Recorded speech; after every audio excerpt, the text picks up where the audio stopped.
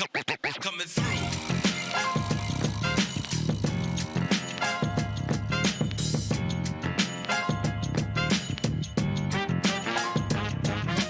I've got like this long running situation where I can't determine if I like the drop serve or the traditional toss serve. It's a very deep thought I have going on in my mind.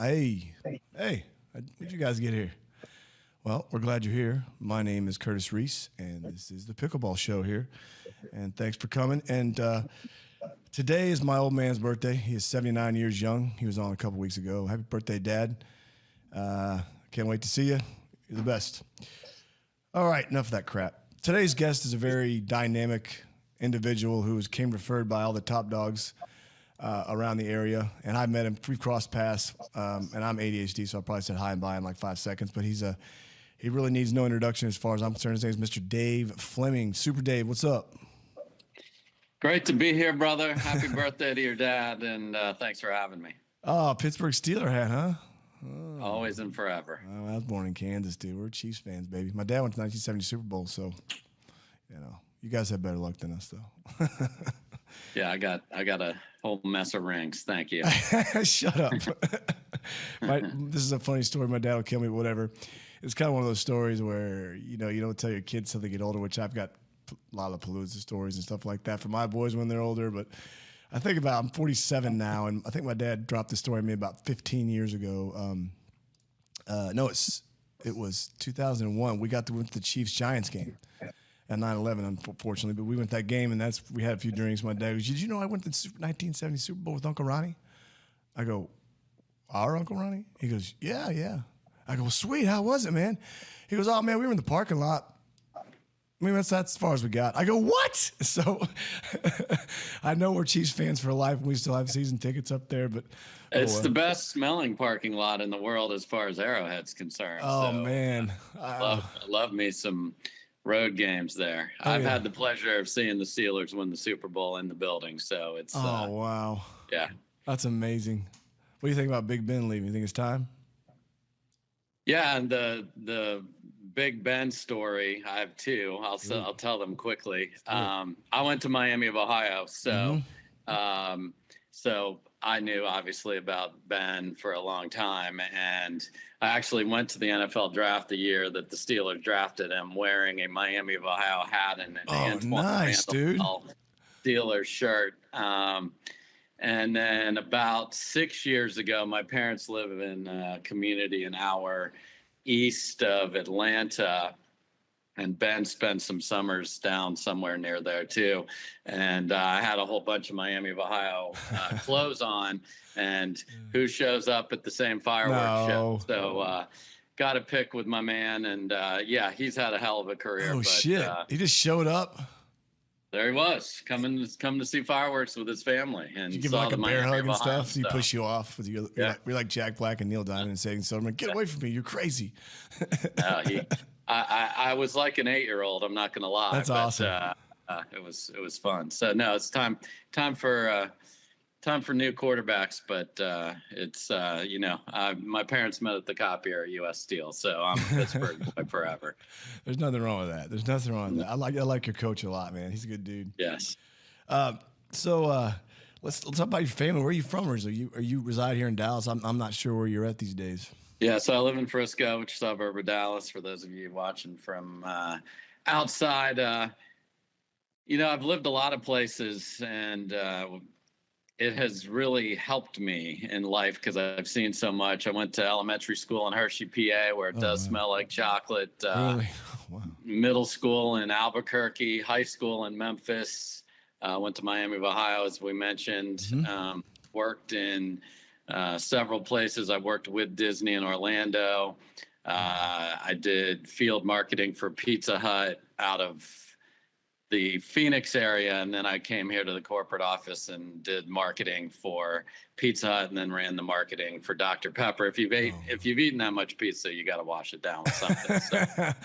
That for a cold beer, but whatever. Background in my life here, and now I've been here 21 years. Great. My youngest daughter is a senior at OU up in Norman, and my oldest daughter is getting her master's at UNT. So we've had behind enemy lines with the Steeler hat. We've been here a long time. My wife's from Levelander outside of Lubbock, and she's a Cowboy fan for her life. And I remember the draft in 2000 when they drafted what year is it? When they drafted Mahomes, and I've never in the 20 years we've been together, I've never once ever heard her scream like a girl. Not that she's not that she's mannish or anything. Like, hey man, right. She's not like that, but she's a basketball star from West Texas in high school, and she's very competitive. But she admits, she goes, "Hey, I'm on the bandwagon now." I said, "Well, you got back seat, then I got front seat." Well, that's cool. So you're living in Frisco up there, and then so let's talk about the tennis background. I'm curious about that. Would you play? Yeah, I mean, it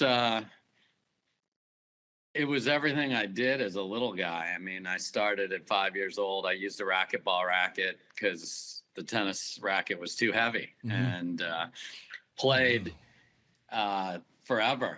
My parents had one of the first Prince rackets when everybody thought they were cheating because it was bigger. And my family, my cousins, run a couple of tennis facilities up in Dayton, Ohio, and so tennis was always a big part of my life. Played high-level juniors, had small scholarship offers coming out of high school in Memphis, but when you're 5'8", 150, you're not turning pro. Michael Chang will beg to differ with that. Yeah, so I walked on at Miami of Ohio. That's great. Then played number one for the club team. It was very fun. And then I played high-level tennis, USTA 5-0, 5-5 for ever since I left college until about 5 years ago when somebody said, "Hey, do you want to play pickleball?" And I said, "I have no idea what you just said." Speaking of Miami, Ohio, do you know a guy named Jeff Smithson? You know him? I do. You do? I do not. Oh, he's a pro at Royal Oaks. Really good guy. He's a journeyman there, and he's from there and went to college there too. He's probably about our age. I'm 40, be 48 in about a couple weeks, but I think he's about 2 or 3 years older than me. But he's a good guy. All you Ohioan guys are pretty cool dudes. I'm a Pennsylvania guy, just Pennsylvania. To be clear. Whoops. Yeah. That was a Freudian slip. Sorry. So you were high level, and then you said 5 years ago you started doing pickleball? Yeah, a guy on my 5 tennis team, his wife runs the rec at their church, and she said, "You guys would love this. Come play pickleball." And I'm like, I literally had no idea what she said. And we showed up and we served and volleyed and had no idea what a kitchen was, but we had an absolute blast. And I'm like, okay, well, this is fun. Let's do that again and actually know what the heck the rules are. And the thing that's been just such a privilege for me is I remember that day like it was yesterday, and it's the unique part of pickleball that first story, that first interaction. It sort of sticks with people because pickleball is just it's been a blessing in my life, and I'm sure we'll talk about what I've done since that fateful day, but I don't know anyone that's quit. I don't. People love it and then they just go. My dad came on a few weeks back. And I kind of did this selfishly, but I did it to play with him. And the guy who got me actually back into tennis after I left in 2014 and 2018 is coming on next, Jeff Hedges. He's in Atlanta now, but I just did play with my dad because last time we were on a court together was 97. And that's when I graduated college, stopped playing really. I think I played a year of men's open in 98 or 99 around Texas. And it's just, I had to start making money. You don't make much being a scrub level, Fair Oaks Tennis Center and working there. You don't make much money, but had to grow up basically. And so my dad talked about how he gets older, and his main theme was you got to listen to your body. You have to listen to your body, and because he fell when I was with him, and thank goodness there was grass on the side because he's a big man, and so that's kind of he's like, you know what, I'm going to stop. And you're right. But that's the big thing that we talked about a few weeks back was know your body, man. If you're falling, man, I know you're competitive, just, try to slow down a little bit. But so you keep going on with what you're saying. You're saying that was at the rec center. So then what have you done kind of since then with regards to pickleball? Clarify that for our business. Who's the guy, the 5-0 guy that got you into his wife? Could you name him? Yeah, no, I would be happy to name Matt and Cindy Wright were the two that got that going. And right. Matt and I, played. Excuse me, we need to redo that. Matt Wright plays pro pickleball. John and Cindy Wright. Sorry, John. Screw it, man. He plays professional, man. Fuck, that's all right. Yeah. So John and Cindy Wright are I knew that sounded wrong. I've been saying Matt Wright so much on the broadcast lately. So John and Cindy Wright are the ones from Frisco that got me going. No, I mean, the crazy thing then was pickleball was not even remotely where it is today, where it's on the Today Show yesterday. And, everywhere else. And so I had actually hit a two-handed backhand in ping pong. And that's a rare sighting. It's a sort of a unicorn shot, but it had always worked for me. Yeah. And I decided when I started playing pickleball, everybody said, hit the ball out front, keep that paddle out front, and don't use a two-handed backhand, because at that time, almost no guys did it. And I'm like, I've been doing that since I was 5. That's bullshit, man. Keep doing what you're doing. Go with what you know, man. Exactly. Seriously. No. So my tennis really translated well to pickleball. And then we figured out, where are the better players in town. And we played a ton at the Salvation Army in McKinney on tile floors and had a blast. Yeah. Playing 5 hours a night. That was where the best players were. Yeah. And Adam Stone actually was in town, lived in Dallas at the time, excellent pro pickleball player. Wow. And so we sort of had eyes for each other across the net, and like, you're pretty good. And then Adam and I went to a big open pickleball tournament in Austin, where the best players in the state were. And we showed up and no one knew who the heck we were. That's awesome. I love that. And we did quite well that day. Took home the medal, and it's been just a blast to see what Adam's been able to do in the sport. And we've been part of a mutual admiration society. We've gotten to play some tournaments together at the US Open and won some, big events together when, our age isn't exactly the same. So it's just crazy how that came out of literally tile floors at a Salvation Army. That's one of the things I call coming out of the furnace. You came out of there and you just busted it. That's so much fun. Those are my favorite kind of stories, because I was always the underdog, and I'd always prevail. And like I was telling my producer right now, the CCO of Vocal, Mr. Ted Price, the man that is sitting quietly, rolling his eyes, saying, "Shut up and finish." But I would say that he, being the underdog is my favorite kind of people, and I think that I wish I could have seen that. So you guys have that bond like forever, and that's for sure. So when did you go to the U.S. Open? When was that? So that was probably 3 or 4 years ago. Adam and I played 5-0 35s, and then we both played our separate pro events. He played young pro, and I played senior pro, and we won 5-0 35s, and everybody's like, "Okay, what's this all about?" And then I did really well in senior pro. I'm going to give this is a great story because it really helped me. Come on. Steve Dawson, who is a icon in the sport of pickleball, runs the Bobby Riggs pickleball paddle and racket club out in Encinitas, just north of San Diego. They just had their big grand opening. They've turned it all into this gorgeous pickleball facility there. So if you're in SoCal, dear listener, go see my man Steve. Got it. So I had done a lot of watching anything that was posted. And that time there wasn't a lot of good pickleball on YouTube or anywhere. Mm-hmm. And I'd watched the Steve Dawson guy play. And so I was like, I'd had the result in Austin, and I said, you know what, I think I can play pro, but I don't know till I do it. Exactly. So I signed up for the U.S. Open, I had 35s with Adam, but I didn't have a senior pro partner, and they had this, hey, find a partner, and I'm like, okay. So I put my name on that list, and I get this email from Steve Dawson, who I've never laid eyes on in my life, except watching his amazing dink videos. And he's like, hey, you want to play the U.S. Open? No email in the history of mankind has been returned faster than that. Because I'm like, I'm sure there's a mistake here.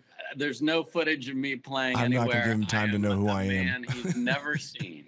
And yet, so what that did for me is it got me into the Cool Kids Club immediately. Yeah. And because before the U.S. Open, now Steve's bringing me to his practice. I'm practicing with the other senior pro icons like Scott Moore and others. And they're like, okay, if he's with Steve, that's good enough for me. Yeah.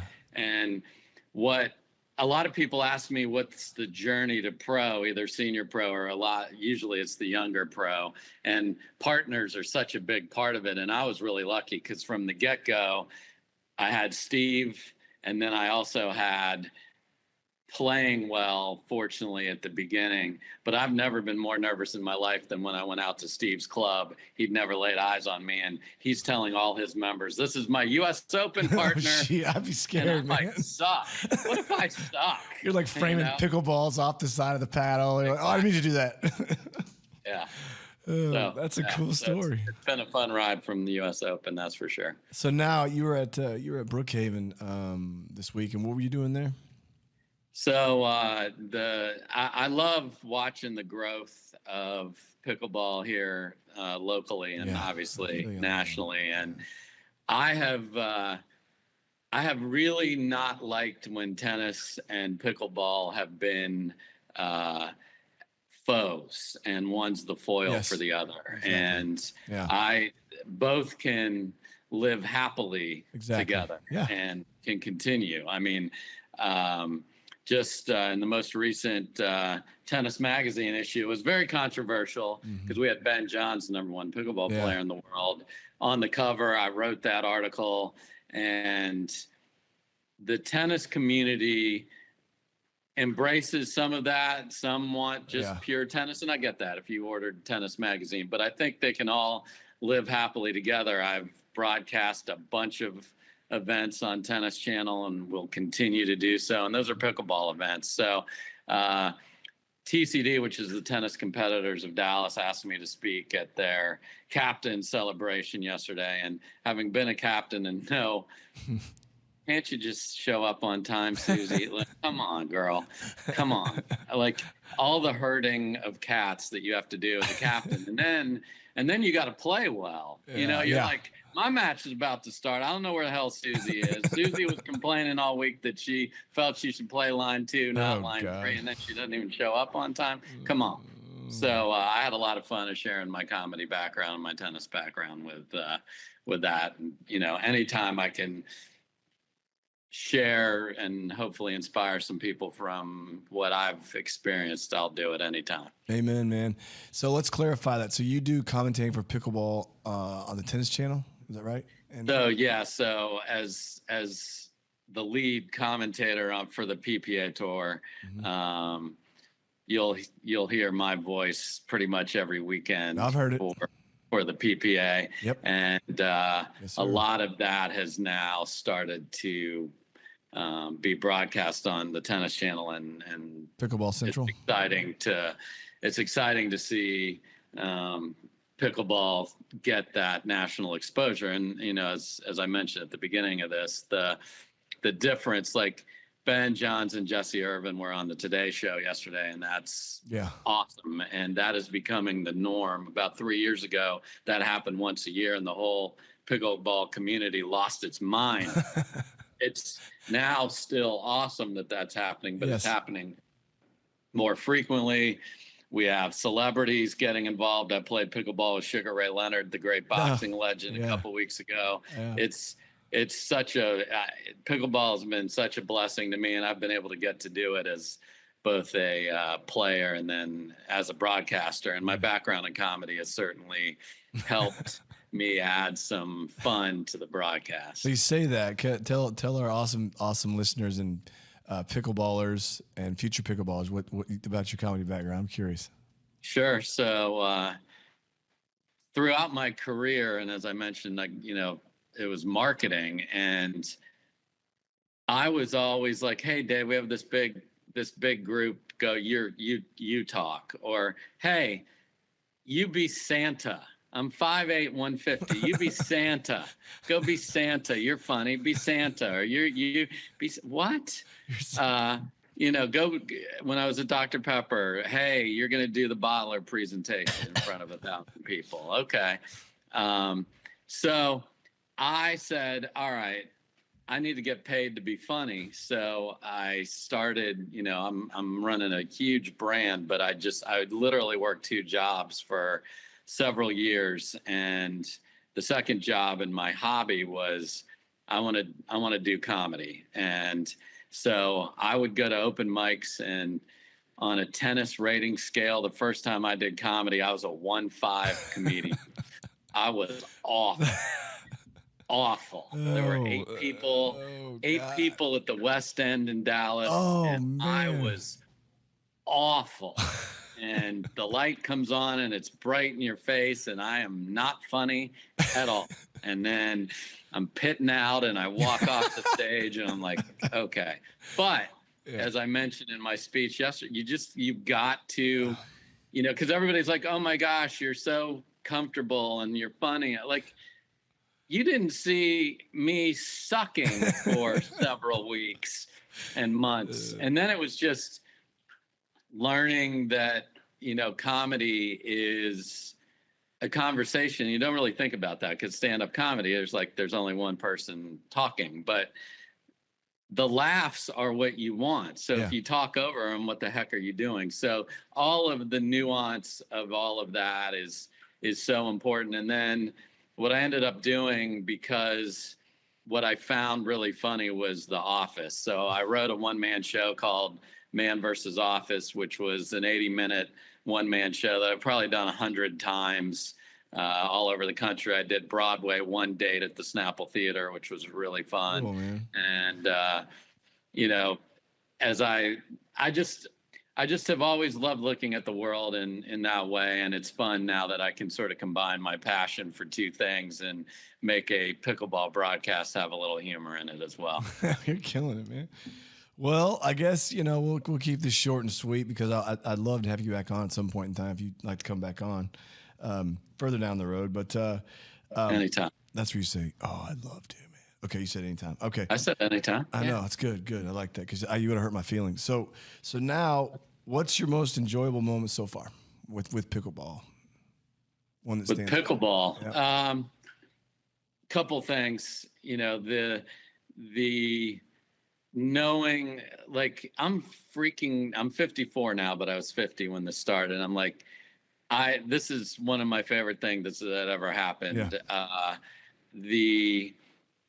My parents were skeptical of this, because, as I mentioned, tennis has been our whole life. And they came to the U.S. Open and saw me play against the best players in the world, and they just got hooked. Mm-hmm. And now my dad sends me his rec scores every day. He's the best rec score texter in the history of mankind, and I love it. That sounds like my old man, dude. Yeah. I love how into it he is. He's my biggest fan. Yeah. And to see something that I love really impacting my family in such a positive way is sort of the overarching thing. One cool little thing at that first U.S. Open, I showed up wearing all Pittsburgh Steelers stuff, because that's my brand. Yeah, hell yeah. And I played really well, and we were at dinner with my mom and dad, and some dude I'd never seen before came up to me and said, "Do you mind, we're from a specific paddle company, and we'd love to sign you." And I'm like, "What?" Yeah, exactly. Like, what? So just the fact that I can have people that want to watch me play a sport and now enjoy listening, it's it's the greatest blessing. But the true impact pickleball has had on my life within my family is the fact that everyone in my family can play against each other. There's no sport like it. My mom and my daughter can play against my dad and my wife, and it's awesome. And it is a gift. We'll have to do a show with you there and do like a little sliver next time you come on. You could MC it, and we could add a little clip on the next time we have you on. Absolutely, I'll do a little play-by-play of the Fleming family. Do that, man. We'll have it on here. I got Love it. Great people here backing us up. So your equipment, what's the equipment you like to use, man? Who's your brand? Yeah, so I use the Selkirk Mach 6, and I probably have the thinnest grip in the world. And it's because I like to manipulate. It's the way I like to manipulate the ball. And the Mach 6 has a extremely long handle. I mentioned the two-handed backhand. I probably have the most noteworthy two-handed backhand on the senior pro side. You've seen the pro women. All of them are amazing. Lucy Kovalova, Callie Smith, just cracking two-handers, Jessie Irvin, and then, of course, Annalie Waters, who's just such a gift to the sport. I was one of the first, if not the first, senior pro man to do that. There's more doing that. I just think it gives you a lot of variety. You'll see Ben hit a two-hander now, Ben Johns and others. So got to have a long handle to do that well. Forget it, man. Forget about the Ernie. We can call it the Flying Fleming backhand, baby. How about that one? It's too many syllables, but whatever. But something like that. That's all right. I like alliteration. Well, okay. So your favorite band right now? Let's just throw it out there. Oh, this is such good timing on this. So Monday night. So I called, and go look this up, people. The best men's match ever, and it's not just because I called it. Matt Wright and Riley Newman versus the Johns brothers, the PPA Tournament of Champions finals this weekend was epic. Yeah, so go watch that if you haven't. So I got back Sunday night, and Monday I freaking rocked. We got Joan Jett, Poison. Oh, God. Do you have a moment? Yes. And I freaking threw down, and it was awesome. I love my 80s hair metal bands. If it ain't docking, it's just not rocking. You're crazy, man. So what's your favorite movie? As of right now. My favorite movie? Don't go too far back. I'm gonna go back. My favorite, like when I've been asked that question before, it's Princess Bride is always gonna be. I'm here to kill you. Do you tell your opponents that when you walk on the court? Hi, my name is David. My name is Nico Montoya. You killed my father. Prepare to die. Yeah. Or Inconceivable, which is the greatest. So yes. Well, man, I'm so glad you came on, and I'd love to have you back on. I know you're busy, but I'll keep spreading the word here in Dallas because of my first podcast. That's what I said, that I'm here to spread the word for pickleball in Dallas. And when I started 4 years ago, I was looked at like I was nuts, but I was the underdog, right? And then they just named me the T-Burn pickleball director like 2 days ago, and I didn't even know that. So I guess it's a crowning moment, but I got a lot of work to do, and I'm glad you're here locally with us, and we'll get back together, man. I'd love to. Thanks for what you're doing, and anything that makes people and more people and different people enjoy the great game, I'm in. And then the last of the last of the last. If people want to get in touch with you, do you have an email you'd like them to, or something like that, or you just want to roll with it? People can find me on Facebook. I interact with lots of people. This past weekend, it was wild. People were tricking up drinking games with some of my catchphrases on the broadcast. So record that. I love to interact with the pickleball community on Facebook. So come see me. All right, man. Well, thanks for coming, bro. And my pleasure, brother. Keep doing your good work, and thanks for having me on. We'll have you back soon, man. Good. Take care.